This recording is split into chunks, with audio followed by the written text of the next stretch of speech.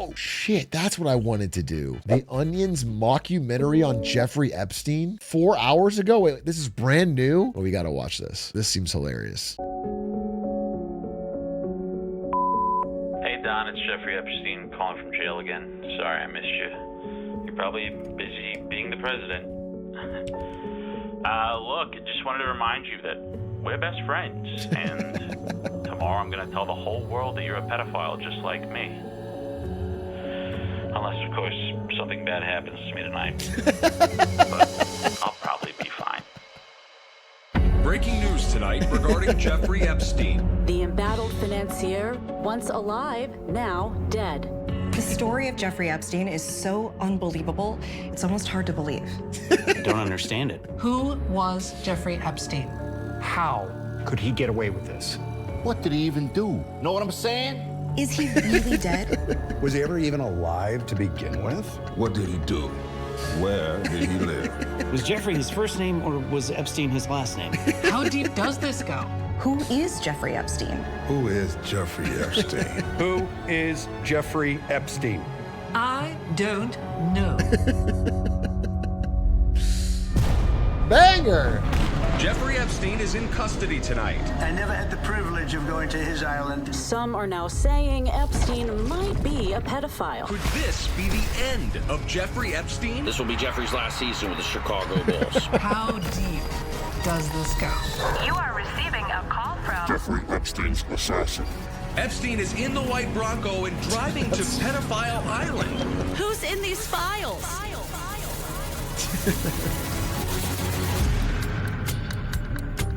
We're getting to the bottom, folks. Bad pedophile. People still have a lot of unanswered questions about Jeffrey Epstein. Like how, for so long, was a rich, powerful white man one of the able bad to get ones. away with something like this? But to truly understand Jeffrey Epstein, we have to go back to the beginning.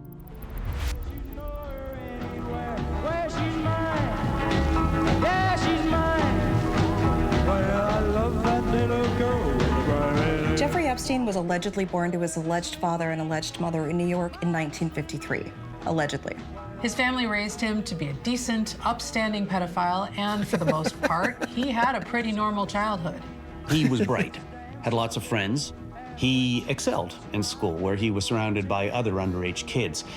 He really was just your typical all-American molester. Everyone always assumed he would go on to grope somewhere like Harvard or Yale, but in college, things take a turn for the worse.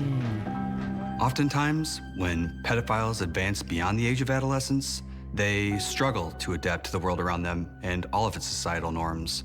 Jeffrey was no exception. So Epstein never actually graduates college and instead takes a job at the deep state, working in the mailroom, serving the shadowy cabal that secretly controls the US government. I mean, this guy was doing things we would have never even dreamed of. Coordinating elaborate orgies, blackmailing heads of state, trafficking girls from all over the world. He was like a savant.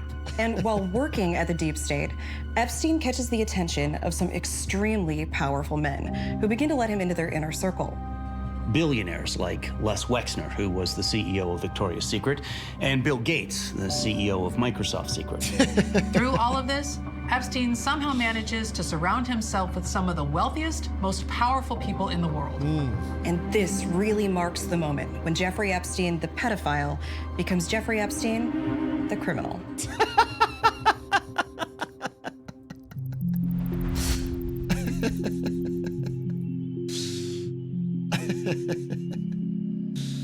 Before I began investigating Jeffrey Epstein at the Miami Herald, I was a beat writer for the Pedophile Island Tribune.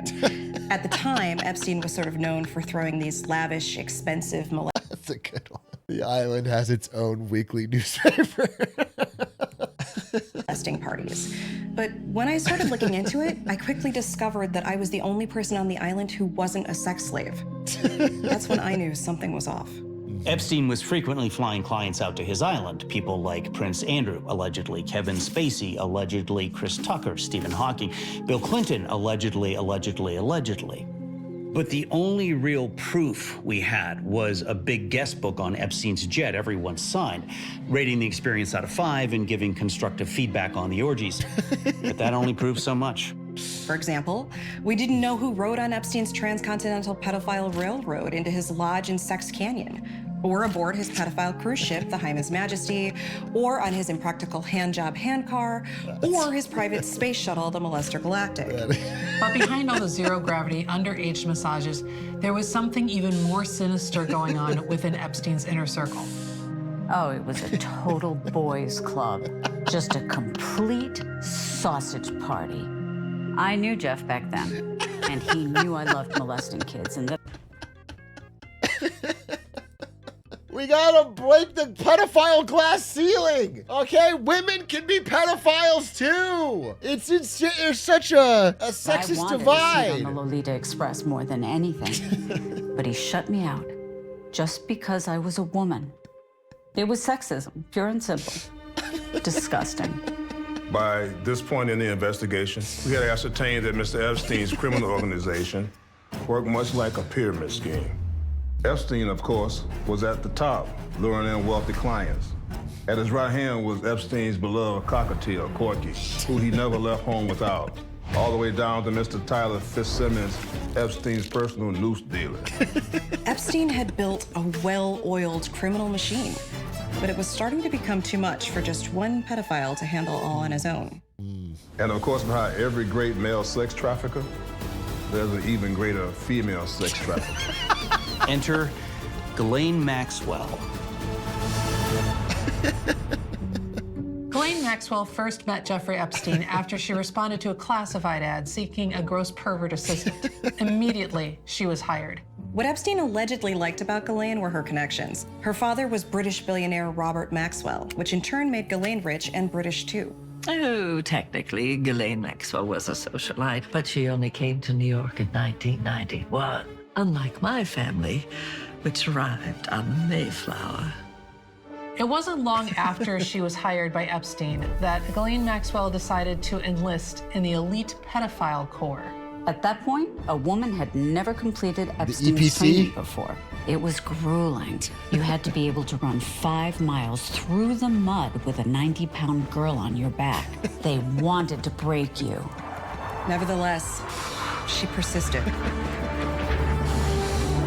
Not only did she complete the program, but she graduated at the top of her class. Ghislaine Maxwell was now officially a pedophile. Wow.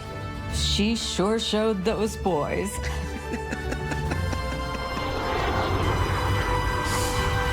Girl boss!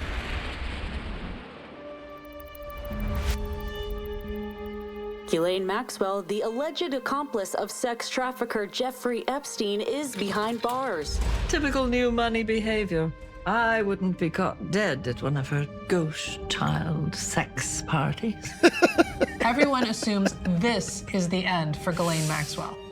Until.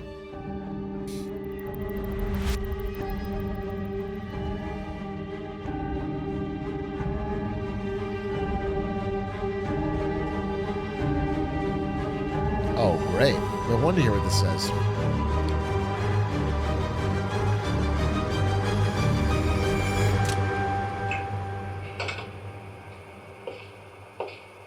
Elaine Maxwell?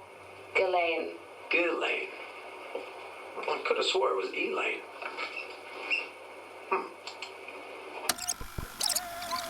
And how long have you been in prison? 5 years. 5 years? Wow. Do you have TikTok in prison? No. Oh, you gotta see this. Oh, I love this shit.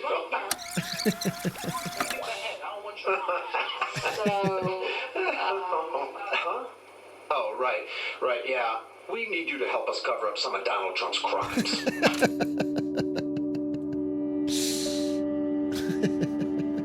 Wow. The question now is, why was Ghislaine Maxwell allegedly sent to prison in the first place?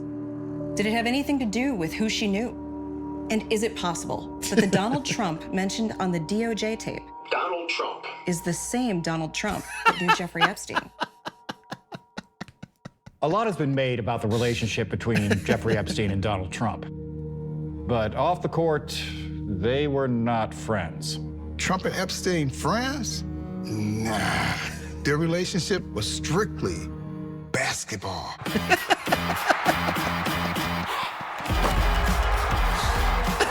90s, Jeffrey Epstein was basketball. I mean, he was more than basketball. He was a phenomenon. Oh, yeah. I had a pair of Epsteins. Everyone did. He was changing the game, on and off the court. Now, some people say he never would have won all those championships without Dershowitz. But they don't know what they're talking about. He was unguardable. But if there was one person who could maybe contain him, it was Donald Trump. Donnie didn't necessarily have the offensive skill sets that Jeffrey had. But if you came into the paint on Trump, you felt it. It's the summer of '92. Epstein and Trump both make the U.S. Olympic team. And these practices are intense. Some of the best basketball ever played, period. Now, Trump's team is beating up on Epstein's pretty good. And Trump yells out, I guess this Epstein kid ain't so great after all. Epstein goes off. He's going behind the back.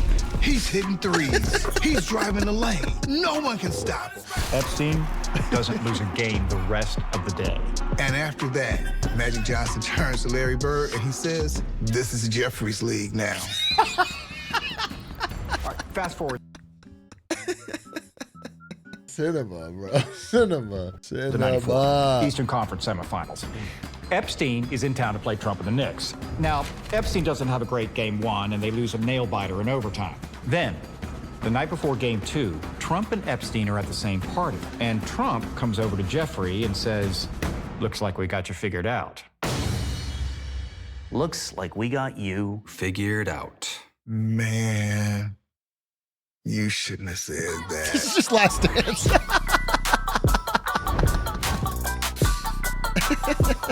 Trump retires in '95, and the two never really speak after that. The Last Vance. But a few years later, in '98, Epstein's last game in the Garden, he scores 48 points.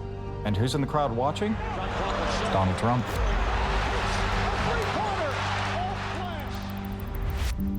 Former NBA superstar, financier, and pedophile Jeffrey Epstein is in custody tonight. In 2006, Jeffrey Epstein is arrested. We had troves of evidence, videos, photographs, interviews, but there's one corroborating detail in all the victims' testimonies that was the most damning. Epstein's distinct corkscrew penis. It was a corkscrew penis that got him. Corkscrew penises first evolved in ducks, who are rightfully considered the best molesters in all the animal kingdom. Jeffrey was no exception. The first day in court, Epstein gets onto the witness stand and immediately tries to hang himself. And yet, despite being charged with multiple counts of unlawful sexual encounters with a minor, Jeffrey Epstein gets a sweetheart deal, pleading down to the far lesser charge of penis goofing, and is sentenced to just 1 year in juvenile detention. He's granted his own private underage sex room and can still leave to go to work as a doctor for the U.S. women's gymnastics team. It was a complete molestation of justice. For the next 10 years, Epstein maintains a low profile and mostly molests philanthropically. But in 2019, he's arrested. Again. New semen spatter evidence has landed Jeffrey Epstein back behind bars. For years, we knew who put the semen on Jeffrey Epstein's walls, but we didn't know how. And semen spatter analysis was the missing piece. We ejaculated on the walls. We ejaculated on the ceiling. And when the ejaculate finally settled, it always pointed to one man. The judge immediately ordered Epstein to go back to jail and not kill himself. But then, the unthinkable happens.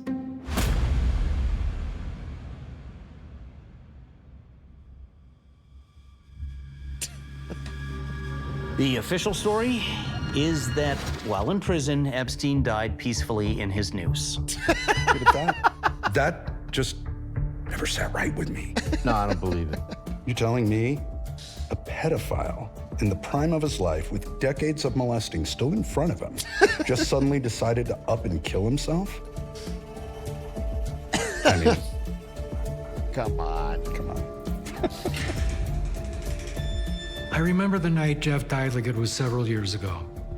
That day, the guards came to my cell and told me I had to leave, but not to worry because Jeff would be busy killing himself, which I always thought was really strange because That's against prison rules. And Jeff loved following the rules.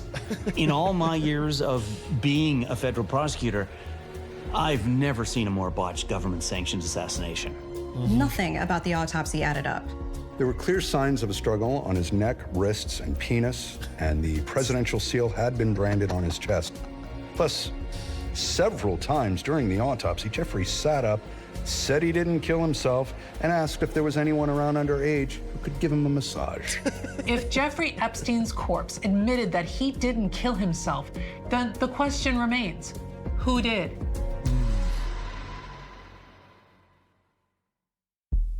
At 6:30 a.m., guards at the Metropolitan Correctional Center find Jeffrey Epstein dead.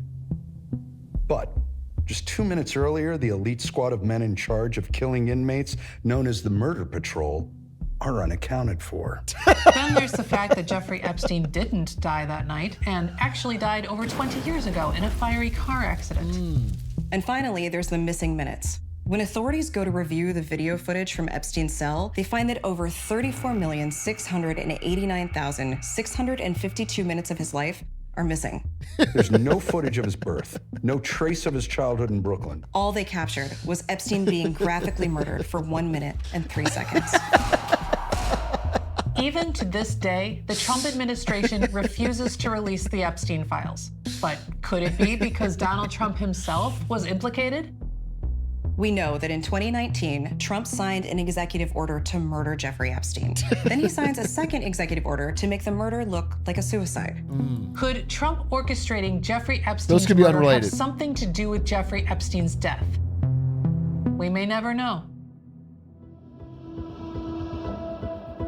Very suspicious. There's still so much we don't know about the night Epstein died, and some things we may never know. But there is one thing we know for certain.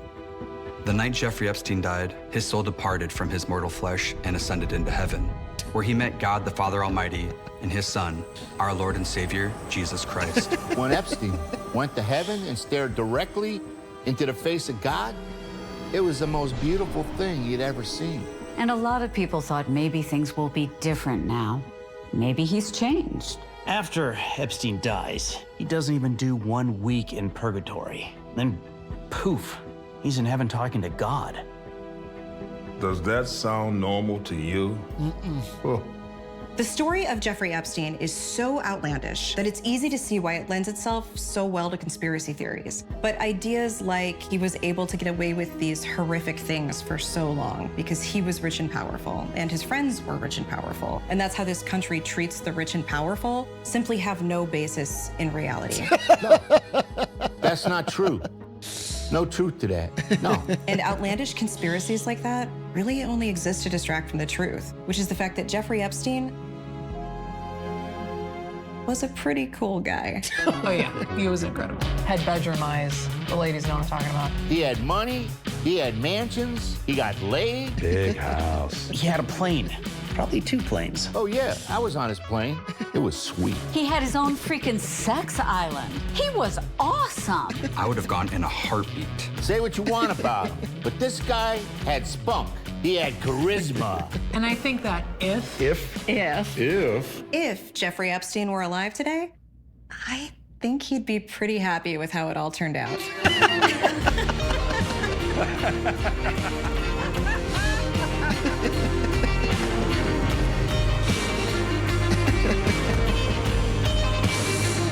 I can't.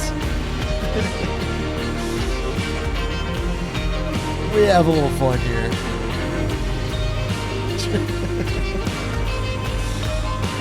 I mean, it's a hoot. Wow, that's just good documentary filmmaking. In 2025, the Trump administration cleared the Trump administration of any and all wrongdoing by the Trump administration pertaining to the life and death of Jeffrey Epstein. Well, that about seals it. They only made one mistake.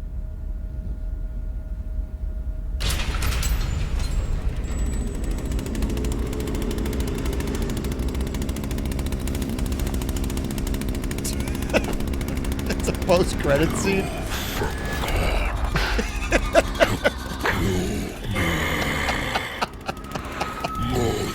Motherfuckers.